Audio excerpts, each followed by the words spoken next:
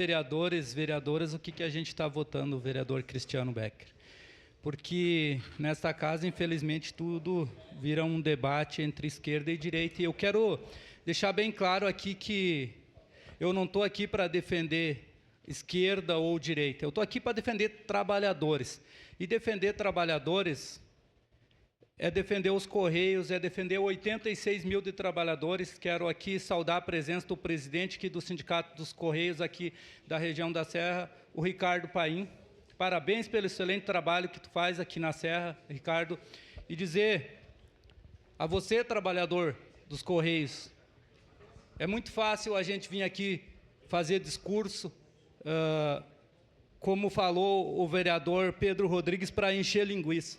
Mas eu não estou aqui para encher linguiça, vereador Pedro Rodrigues. Eu estou aqui para defender quem mais precisa e não me estranha aqui nesta casa. Os vereadores que votam não, quando se trata de defender trabalhador, não me estranha.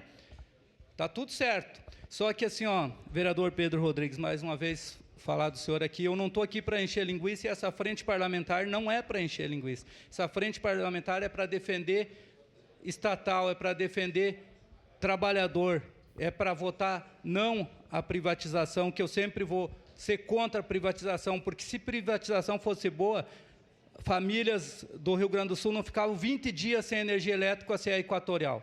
Se desse certo privatização, isso não acontecia.